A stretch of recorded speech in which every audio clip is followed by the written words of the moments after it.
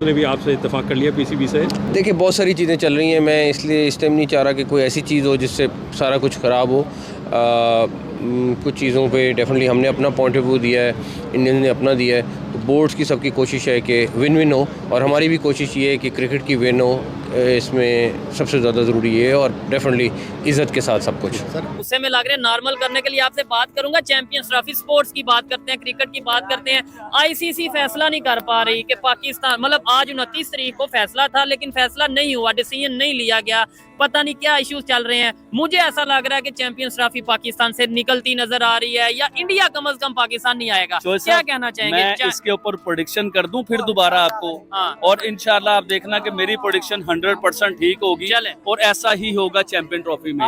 देखिए पूरी दुनिया में ये इस टाइम खबर चल रही है कि हिंदुस्तान पाकिस्तान नहीं आ रहा है। पाकिस्तान पूरी फाइट कर रहा है। पाकिस्तान ये कह रहा है जी कि हिंदुस्तान अगर पाकिस्तान में आके चैंपियन ट्रॉफी का मैच नहीं खेलेगा तो पाकिस्तान बाइकआउट कर देगा हिंदुस्तान से। इवन के हिंदुस्तान की टीम को जो है ना चैंपियन ट्रॉफी में खिलाएगा ही नहीं पाकिस्तान, उसकी जगह पे कोई और टीम आ जाएगी। देखिए ये भूल है हमारी। और दूसरी एक और चीज बताता हूँ, इंडिया और आईसीसी हमारे पर जोर दे रहा है हाइब्रिड के ऊपर खेलने के लिए। ठीक है, आप हाइब्रिड मॉडल के ऊपर आए, आपने पहले भी खेला हुआ है हाइब्रिड मॉडल के ऊपर, तो आप इस तरह आ जाए, हमारे साथ मैच कर लें, आपका फायदा है, आपके मुल्क को डॉलर मिलेंगे, आपको आपकी क्रिकेट को डॉलर आ जाएंगे। मतलब उसके साथ फायदा ये होगा कि चैंपियन ट्रॉफी भी पाकिस्तान आ जाएगी। अगर पाकिस्तान अड़ जाता है कि हिंदुस्तान नहीं है, आप याद रखिएगा हिंदुस्तान नहीं है तो पाकिस्तान में चैंपियन ट्रॉफी भी नहीं वो होने देंगे, ये भी याद रखिएगा। और बड़ी प्रेडिक्शन मैं करता हूँ, आपको ये याद रखिएगा, चैंपियन ट्रॉफी होगी पाकिस्तान में होगी। पाकिस्तान हाइब्रिड मॉडल के ऊपर मान जाएगा, आप लिख लीजिए, साइन करवा लीजिए। यानी इंडिया नहीं आएगा, इंडिया नहीं आएगा, पाकिस्तान हाइब्रिड के ऊपर जो है ना डील कर लेगा। अच्छा डील करेगा, अच्छा उसकी डील क्या होगी, या तो पाकिस्तान डॉलर के ऊपर जो है ना खामोश हो जाएगा, या पाकिस्तान की उधर शर्त ये होगी जी अगर हम हाइब्रिड मॉडल के साथ मैच खेलते हैं हिंदुस्तान से, तो हिंदुस्तान में जो भी सीरीज होगी हम भी हिंदुस्तान में नहीं खेलेंगे, हम हाइब्रिड मॉडल पे आएंगे, और एंड यही होगा, आप भी देख लीजिएगा। ठीक हो गया। अच्छा आबिद भाई, उनका जो स्टांस है इंडिया का, ठीक है, पहले तो हम ये कहते थे इंडिया है हमारे अगेंस्ट हिंदुस्तान है हमारे अगेंस्ट, वो तो साजिश करता है, प्लान करता है। लेकिन अब जैसे खबर ये चाइना ने ये कह दिया कि भाई सिक्योरिटी का इशू है, और बहुत से कंट्रीज ये नहीं जो सब आपको जो बात है ना वो ये है, इंडिया को हम लोगों ने दुश्मन समझा, सिक्योरिटी के पर्पस भी है, चाइना भी डिस्टर्ब हुआ है, चाइना ने भी कह दिया कि हमें पाकिस्तान में अपने आप को महफूज नहीं समझ रहे, तो इवन के हम अपनी इंडस्ट्री भी जो है ना पैक कर लेंगे इधर से। तो हिंदुस्तान से तो हमारी 4 जंगें हुई हैं, वो सबसे पहले सिक्योरिटी का मुद्दा उठाएगा, और उसका बनता भी है मुद्दा दुनिया को बताएगा। यार वो गैरतमंद लोग हैं, मैं आपको सही बात बता रहा हूँ, जो उनकी तरफ उंगली उठाता है ना, या तो वो उंगली काट देते हैं या उन्हें उनके साथ बाइकाट कर लेते हैं। देखिए अभी बांग्लादेश का रिसेंटली आपको याद होगा कि हिंदुओं के साथ क्या जुल्म हो रहे थे बांग्लादेश में, अभी फिर जुल्म हुए हैं हिंदुओं के साथ उधर। उनके मंदिर में या उनके जो पुजारी हैं उनको डिस्टर्ब किया गया, स्वामी को बड़ा डिस्टर्ब किया गया, अभी भी हुए हैं। लेकिन हिंदुस्तान ने उन्हें कैसी मार दी, आप इस चीज को देखें। देखिए आईपीएल के बीच में बांग्लादेश की पूरी टीम, इवन के और बहुत से खिलाड़ी खेला करते थे, अच्छे प्लेयर, और आईपीएल से बड़े लाखों करोड़ डॉलर कमाए उन लोगों ने। लेकिन इस बार आईपीएल में उन्होंने एक भी बंगाली प्लेयर नहीं लिया।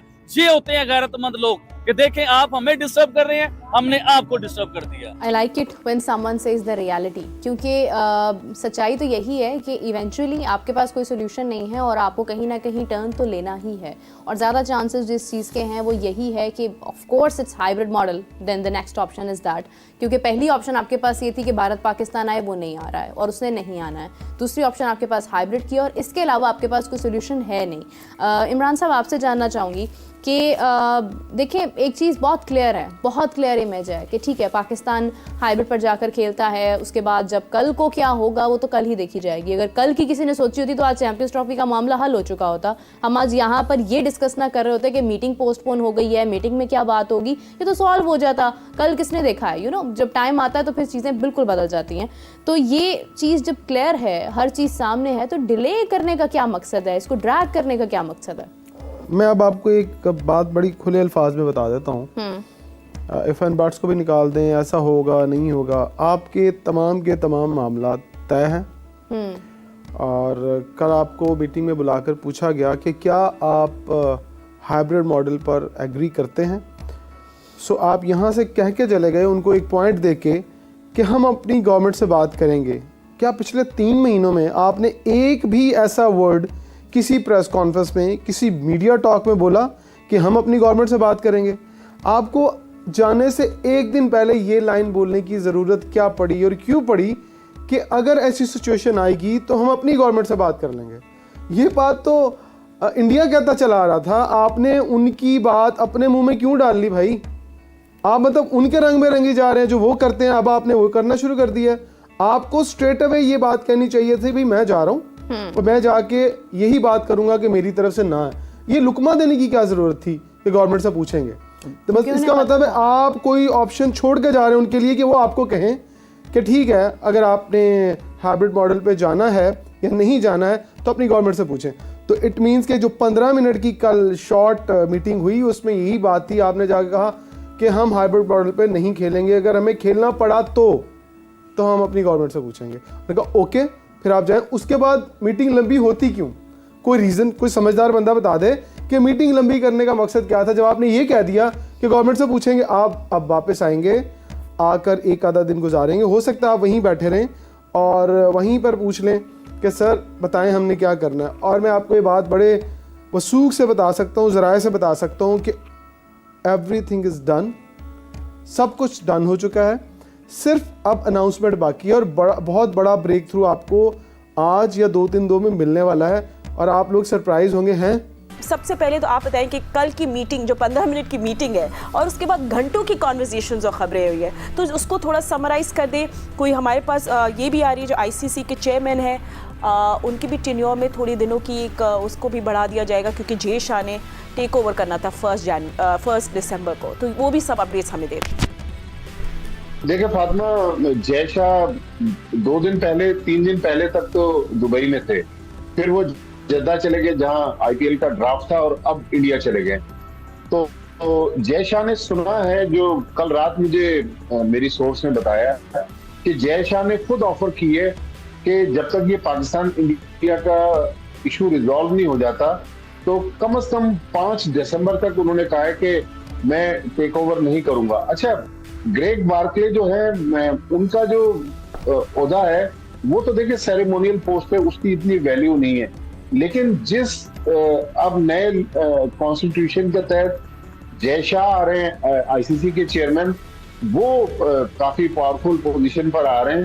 तो अभी जो लेटेस्ट अपडेट है कि फौरी तौर पर आईसीसी के चेयरमैनशिप में तो कोई चेंज नहीं हो रही, लेकिन मोहसिन नकवी साहब और सैयद सुमैर अहमद जो पीसीबी के चीफ ऑपरेटिंग ऑफिसर हैं, वो दोनों इस वक्त दुबई में हैं। वहां वो लीगल एडवाइजर से भी मामला डिस्कस कर रहे हैं, फॉरेन मिनिस्ट्री से भी राब्ते में है, प्राइम मिनिस्टर से भी राब्ते में है। लेकिन पाकिस्तान का देखिए क्लियर कट स्टांस है, जो कल था, आज भी थोड़ी देर पहले भी मैंने चेक किया, पाकिस्तान यही कह रहा है कि ठीक है। ओह गॉड, ये मीटिंग जो है इसने हमें बहुत स्ट्रेस दे दिया। इट्स लाइक पूरा फुल सस्पेंस बन गया। ठीक है, तो ये मीटिंग की अपडेट्स तो हमारे राशिद लतीफ़ भी देंगे। इतनी फ़नी बात है कि बीसीसीआई कह रहा है कि हम हुकूमत से पूछेंगे, हुकूमत कह रहे हैं जो बीसीसीआई ने फैसला कर दिया हम उसी में फैसला। सो बेसिकली ये एक मैच चल रहा है आपस में ही दोनों का। पाकिस्तान के तमाम बड़े शहर, तमाम बड़ी मेन शाहराएं जो हैं वो बंद कर दी जाती हैं। अब ऐसे हालात को देखते हुए कौन सी टीम पाकिस्तान में आकर खेलना पसंद करेगी? श्रीलंकन टीम आई थी अपनी सीरीज़ पूरी किए बगैर, वो वापस भाग गई। हमने उन्हें कहा कि भाई कोई हादसा पेश ना आ जाए, आप लोग यहाँ से भाग जाएं। दूसरी तरफ हम इंडिया को कह रहे हैं कि भाई आप आएँ, हम लोग सेफ़ हैं, पाकिस्तान सेफ़ है, आपको सिक्योरिटी देगा। देखिए, मैं इसमें ये ऐड करता हूँ कि अगर आप डेमोक्रेसी हैं तो आपको ये राइट नहीं है कि आप लोगों की आवाज़ दबाने के लिए शहरों के शहर बंद कर दें। हाँ जी। या तो आप डेमोक्रेसी को क्लेम ना करें, आप ख़त्म कर दें। आप कहें जी हम डिक्टेटरशिप करते हैं या हमारे यहाँ बादशाहत है, आप ये क्लेम करें, आप वो सिस्टम ले आएँ। आप कहें जी हम बादशाह हैं, हाँ जी, तो आप करें। सऊदीया करता है, दुबई करता है, वहाँ पे अलाउ नहीं है, एहतजाज अलाउ नहीं है, रैलियाँ अलाउ नहीं है। जब आप डेमोक्रेसी क्लेम करते हैं तो फिर लोगों को राइट दें कि जब वो बोलने के लिए निकलते हैं तो आप उनके शहर बंद ना करें। अब बोलने के लिए 10 लोग आ रहे हैं, अब बाकी 20 करोड़ लोगों की आपने ज़िंदगी बंद की हुई है। लोगों के लारी अड्डे बंद किए हैं, तालीम बंद कर दी है, इंटरनेट बंद कर दिए, पेपर कैंसिल कर दिए हैं, अस्पताल कोई नहीं जा सकता। अपने जो है वो रात को आप मार्केटें बंद कर देते हैं, कोई खाना पीना किसी ने कुछ करना है, अपने मामला ज़िंदगी के चलाने हैं, कारोबार है नहीं। अगर कोई कारोबार आपको अपना एक्स्ट्रा टाइम देता है तो वो भी नहीं दे सकता। तो यानी आप 10-20 लोगों के लिए 25 करोड़ों लोगों को आपने दाव पे लगाया हुआ है। तो या तो फिर ये 2 नंबरी ना करें, डेमोक्रेसी क्लेम ना करें। अगर आप डेमोक्रेसी हैं तो फिर डेमोक्रेसी के अंदर ये होता है कि अगर कोई आ रहा है अपनी आवाज़ बुलंद करने के लिए, अपने राइट और अपने हकूक़ की बात करने के लिए आ रहा है, तो आप उसको राइट दें। सर मेरा आपसे एज अ पाकिस्तानी बड़ा सिंपल सा सवाल है, क्या आपको लगता है, ऑनेस्टली बताइएगा, क्या आपको लगता है कि पाकिस्तान टीम इंडिया के लिए महफूज है? क्या टीम इंडिया को पाकिस्तान आकर खेलना चाहिए? देखें, ये तो पाकिस्तान में कुछ भी कहना कबल अज़ वक्त होता है, 100% श्योरिटी कहीं पे भी नहीं होती।